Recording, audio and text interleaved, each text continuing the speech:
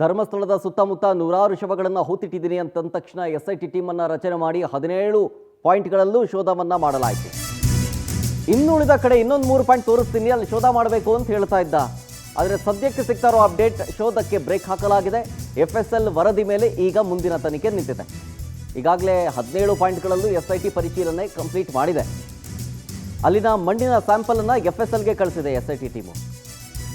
ಪ್ರಮುಖವಾಗಿ spot number 6 ಅಲ್ಲಿ ಸಿಕ್ಕಂತಹ ಮೂಳೆಗಳನ್ನು ಕೂಡ ಕಳಿಸ್ಕೊಟ್ಟಿದ್ದಾರೆ. ಮೋಸ್ಟ್ಲಿ ಒಂದು ವಾರದಲ್ಲಿ ಈ FSL ರಿಪೋರ್ಟ್ ಬರೋ ಸಾಧ್ಯತೆ ಇದೆ.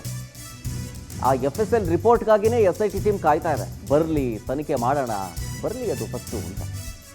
ಅದರ ಜೊತೆಗೆ ಕೆಂಪು ಮಣ್ಣು ಇರೋದ್ರಿಂದ ಮೂಳೆಗಳು ಕರಗುವ ಸಾಧ್ಯತೆ ಅನ್ನುವಂಥ ಒಂದು ಅನುಮಾನ, ಒಂದು ಪಾಯಿಂಟ್ ಕೂಡ ಇದೆ. ಹಾಗಾಗಿ ಅದನ್ನು ಒಪ್ಕೊಂಡು ಸುಮ್ಮನೆ ಇರೋದಕ್ಕಾಗಲ್ಲ. ಹೌದಾ, ನಿಜವಾಗ್ಲೂ ಈ ಮಣ್ಣಲ್ಲಿ ಆಗುತ್ತಾ ಅನ್ನೋ ವಿಚಾರಕ್ಕೆ ಸಂಬಂಧಪಟ್ಟಂತೆ ಮೇಲ್ಗಡೆ ಸಿಕ್ಕಿದ್ದಂತಹ ಒಂದು ಲೇಯರ್ನ ಮಣ್ಣು ಜೊತೆಗೆ ಅಗದಂಥ ಸಂದರ್ಭದಲ್ಲಿ ಒಂದು 8 ರಿಂದ 10 ಅಡಿ ಅಗಿತಾರಲ್ಲ, ಆ ಸಂದರ್ಭದಲ್ಲಿ ಅಲ್ಲಿನ ಮಣ್ಣನ್ನು ಕೂಡ ತೆಗೆದುಕೊಂಡು ಹೋಗಿ FSLಗೂ ಕೂಡ ಅದರ ಸ್ಯಾಂಪಲನ್ನು ಕಳಿಸ್ಕೊಟ್ಟಿದ್ದಾರೆ.